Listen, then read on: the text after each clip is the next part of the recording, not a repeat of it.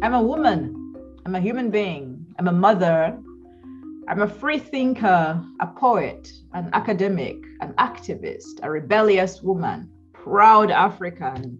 Stella Nyanzi is many things, but I think at the core of who I am is this little girl yearning to be free. Stella Nyanzi, born 16th June 1974, is a Ugandan human rights advocate. My parents raised me to be critical, to ask questions. I was never punished for asking questions. If anything, I learned to ask questions from my mother, who criticized and ridiculed and questioned everything every day in the kitchen as she cooked, at the table as we ate. And now, as a woman living in exile, I think core to who Stella Nyanzi is that questioning person.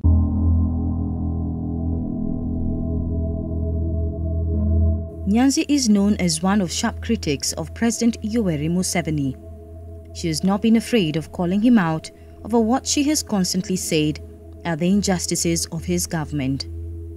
Her grievances with the head of state, she says, are personal. I squarely call my father's death a murder.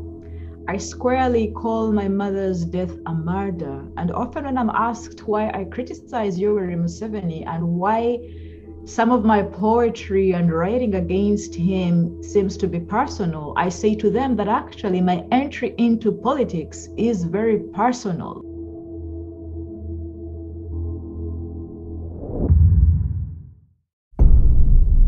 Yoweri Museveni, often I've called him a murderer of my parents because my father should not have died. He died looking for medicine. Her father was a trained doctor who had a long exemplary history of treating many sick people all over the world.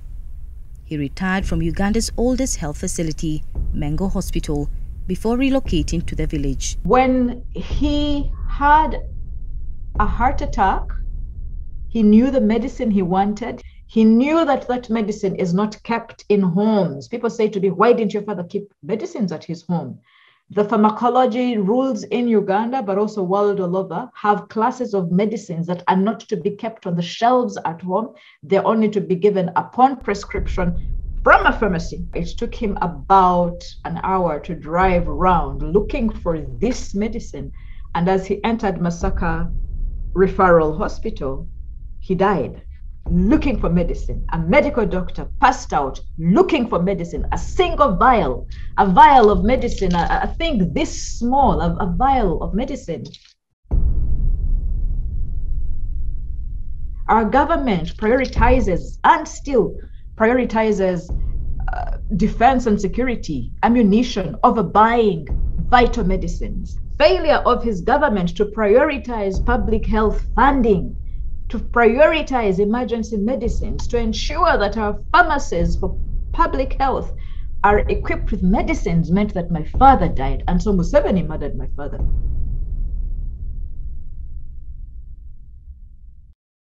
Stella Nyanzi's story is one of double tragedy.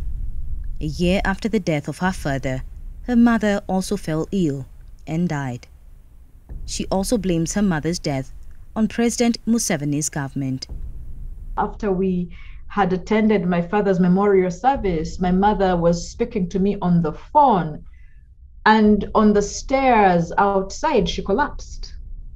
And she said to me, Stella, I have failed to raise my chest. She said, Stella, it's actually serious. I cannot lift my chest. Call for an ambulance. It's serious. So I called the hospital 5 minutes away from our home, and they said to me, there's no ambulance. And then they said to me, oh, we can find an ambulance, but there is no driver because the driver's salary has not been paid for 5 months. Can you offer him some money so he can come and drive your mother away from the place she's collapsed? And when I said, oh yes, my family can raise some money for him, they said, oh, there's no fuel in the ambulance. Okay, so we can raise some money for fuel. And I was processing all this and calling my mother and calling them to say, have you now got the ambulance? Have you? And my mother said, Stella, call a neighbor, leave the ambulance alone. As they entered the same hospital, which my father died at the same gate, my mother died. She still carries the scars of the death of her parents. As a result, she has vowed to be vocal about the injustices she says are perpetrated by the government in her country, Uganda. People say to me, Stella, how much money would you be given to be silent? What's your price? And I say to them, bring back my father, bring back my mother. If my parents could be alive, my silence will go.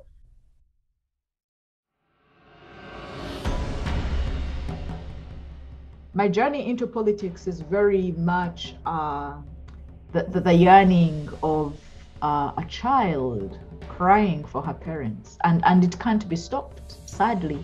Unless Museveni brings back my father and he brings back my mother, there's no end to this. I want regime change. I demand better for Ugandans. I want food! I just want food! We want food!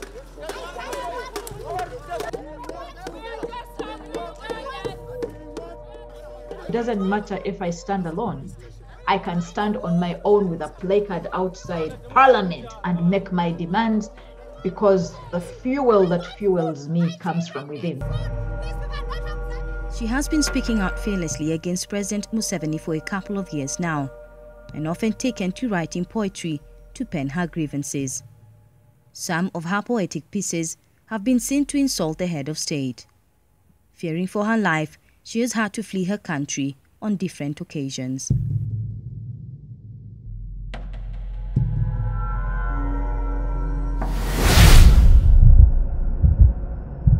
Fleeing the dictatorship of authoritarian government regimes of her country, she says, began in the late 70s, during the reign of dictator Idi Amin.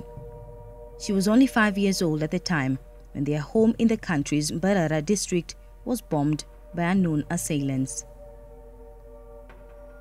My father's hospital was responsible for treating the soldiers. And so Idi Amin, the dictator, became very angry that while his soldiers were killing away the rebel soldiers, the doctors under my father's leadership were mending their bodies so they would come back to the front line. And so he sent a group of soldiers with bayonets who on that day they literally butchered, cut off the heads and shot dead doctors who were at work that day. My father fortunately had gone to the headquarters in Entebbe, and so his life was spared that narrowly. When he returned to the hospital, he packed up his family, that's including I, and he took us to a village home and left us there with my mother. He proceeded ahead of us and went to Nairobi, came to Nairobi, and he made arrangements for us to join him. What she says is surprising is the fact that her father contributed towards fundraising activities for President Yoweri Museveni, then a guerrilla leader mobilizing against Idi Amin's dictatorship in Uganda. Food! These people are not observing social distance! COVID is causing accidents! I want food! You have not so spectacle! I cannot see you bastards! I want food! My children are hungry! But yet today, she lives in exile, owing to political persecution she says is driven by the president. It is a contradiction in terms that in this new millennium, my father's daughter, who was a refugee against dictator Idi Amin, had to flee again. I have had to flee again. I fled last year in 2021, returned to Kenya with my children, this time as running away from political persecution under Yoweri Museveni, who has made the U-turn from being a revolutionary liberation leader, a freedom fighter, to becoming one of the worst faces of dictatorship in Africa and perhaps in the whole world. Towards the end of January, the year 2022, she yet again fled her country with her family. They are now seeking asylum in Germany.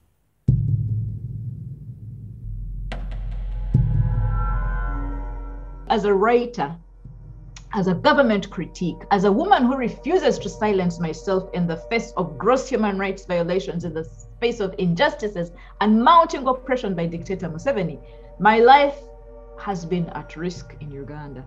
And I chose not to stay because to stay would demand that I silence myself. So this time when I went home in mid last year, 2021, I was determined to find a lasting solution to leaving Uganda until it became safer for government critics to be alive in that country and continue criticizing the failures of government.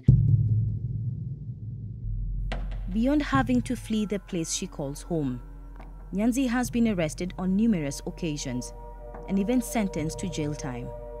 I've been arrested so many times. So many times. I think we stopped counting at about 20. In 2020 alone, I was arrested at least 8 times. In March 2017, she referred to the president as a pair of buttocks in one of her poetic pieces. The following month that year, she was arrested and detained by police on charges of cyber harassment and offensive communication. Why pair of buttocks? Because it's powerful in opening up possibilities for other critiques to use similar or related language to criticize and critique power in effective ways which the government knows nothing. They don't know what to do about it. On 11th April 2017, doctors from the country's Butabika hospital were asked to carry out a psychiatric assessment examination to determine whether she was insane, as the government prosecutor was alleging. However, she and her lawyers mounted a fight against this and succeeded. I've been arrested twice for offensive communication and cyber harassment against Yoweri Museveni. The first case is the one in which the prosecutors applied to the High Court that I be subjected to mental examination without, it would be involuntary. I wouldn't have to decide or to consent to these processes. I was in a private car and I was abducted in 2017 by men in plain clothes, but they were wearing masks and they had guns. I was abducted from a private car. I was driven around Kampala and then I was dumped in a holding facility. Nobody knows where. My lawyers and family were looking for me, and I was abducted on a Friday. So Friday, Saturday, and Sunday, nobody knew where I was. On Monday morning, I was taken to a division police station.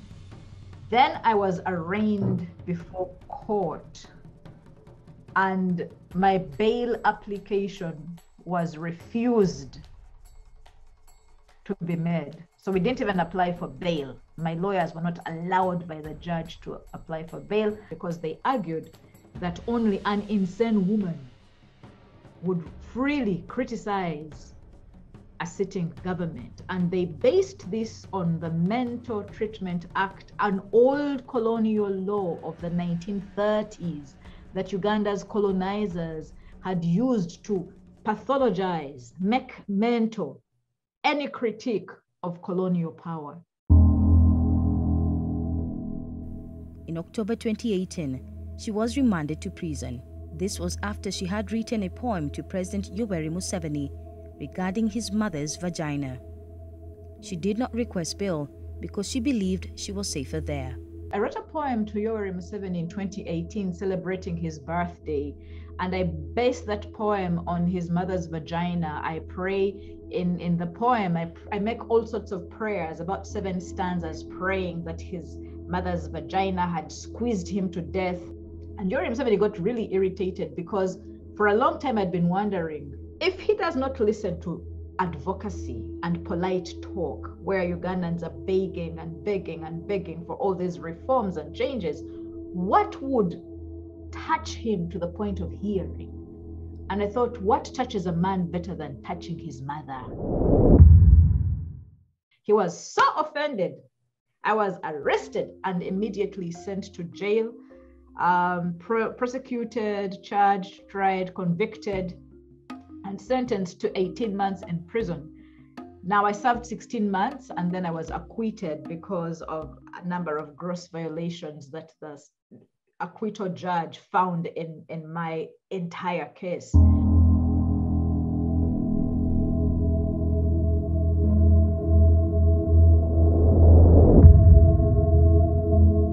January 2019, she asked that her court date be delayed as she was ill and had suffered a miscarriage while in prison. Her dead and born child would have been her fourth. She planned to name the baby Justice.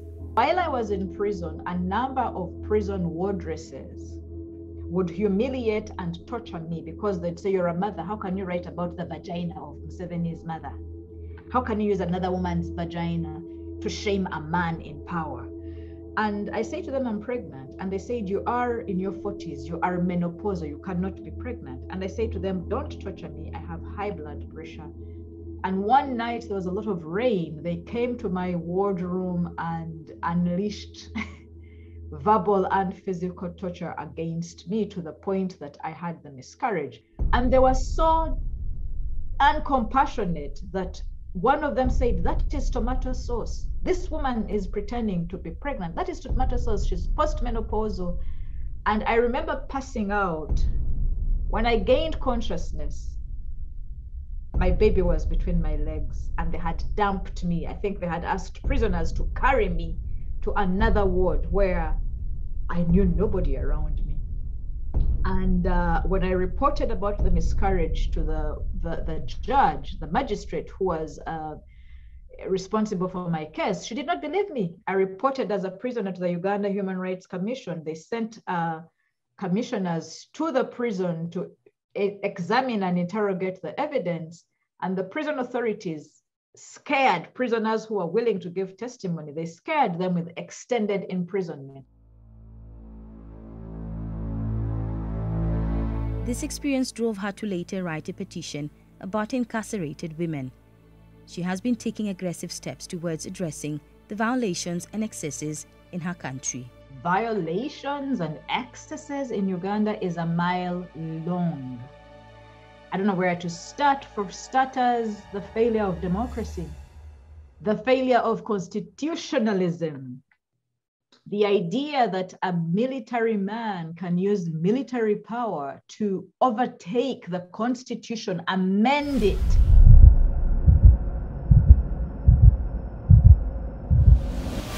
All institutions in Uganda have been overtaken by the military. The idea that a nepotist, the wife of the president, can be appointed as Minister of Education has meant that for the last decade, the public education of our children is managed by an underqualified person. Nepotism, from the Minister of Education to the Ministry of Health, even to security. The first son, the president's son, Muhoozi Kainerugaba, is the commander of the land forces in Uganda. He has been the commander of the Presidential Protection Unit.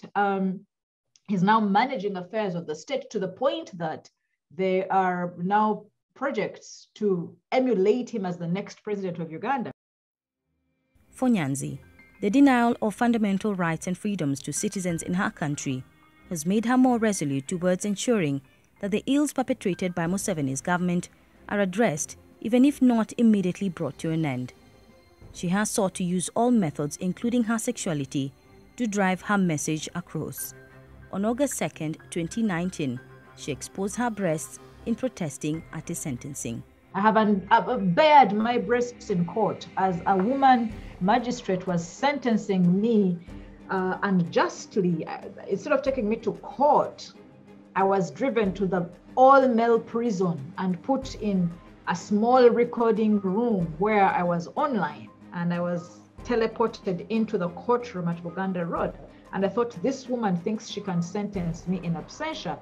I have sat, for example, in a judge's chair when the judge was late to my court. I thought, how can a prisoner come from prison and get to court and wait for an hour? How can a judge, a whole judge paid by my taxes, come late to court? Yet I'm from prison. Her sexually explicit protests have been likened to pornography, but Ugandan activist and writer Stella Nyanzi says sex is the most effective way to shake people out of their apathy. I undressed totally and remained in my panties at Makerere University when my immediate manager, a professor, was working with the state to deny me my promotion. After her arrest in 2017, she was suspended from Makerere University. In December 2018, she was dismissed along with 45 other academics on the grounds that her contract had expired.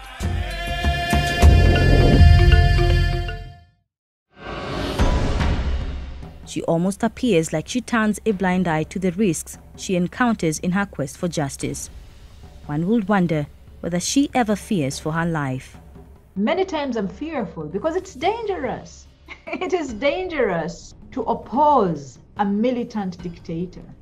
You'll get beaten up, you'll get tortured, you'll get abducted. In my case as a mother, separation from my children, as a single mom already, separation from my children is one of the worst punishments. What I chose to do was to utilize my fear as fuel. It makes me go. And one of the reasons why I kept writing and writing critically against the failings of dictator Museveni was I was scared. I was scared that they're going to come after me. So I'd write some more. And I was scared that they will shut me up, and I'd write some more. And I used the fear as fuel.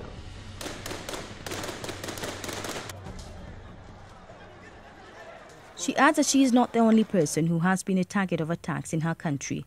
Abductions of government critics have become rampant in Uganda.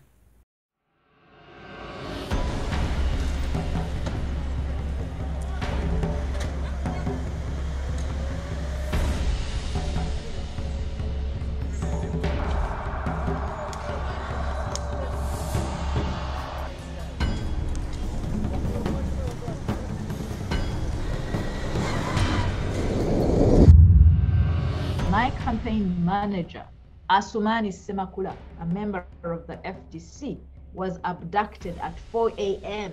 from his house. And later on, his body was dumped outside Rubaga Hospital. This is on the official record. 2 or 3 weeks later, my lover was abducted from a car. In that moment is when I fled to Kenya. I thought, my campaign manager has been abducted. My lover has been abducted. Who is next? I'm going to go next. So I packed up my children because I had had enough. The repressive regime of President Yoweri Museveni has made most activists afraid of going into the streets to highlight their grievances on the affairs of the state.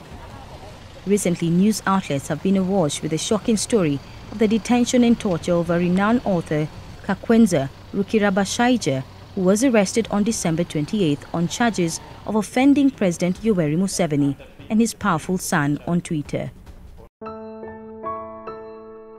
Stella Nyanzi has written a political prisoner series book titled No Roses from My Mouth, Poems from Prison, and has also authored various academic work. Her writing has provided insight into the effects of patriarchy, misogyny, and homophobia in Uganda, the Gambia, and Tanzania.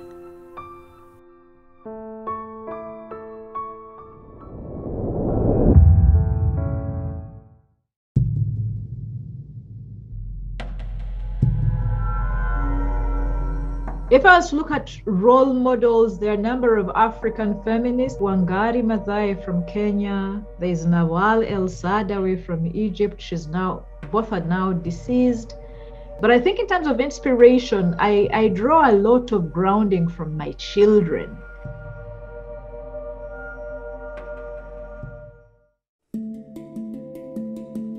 She is now in exile in Germany with her family. In January 2022, they were accepted to live there on a Writers in Exile program run by PEN Germany. I wrote a book of poetry when I was in prison. So now that I'm outside Uganda and I'm even outside prison, how many more books of poetry will I write? Some people think I've given up the struggle. Actually, I think for me that retreat to fight another day is a good strategy.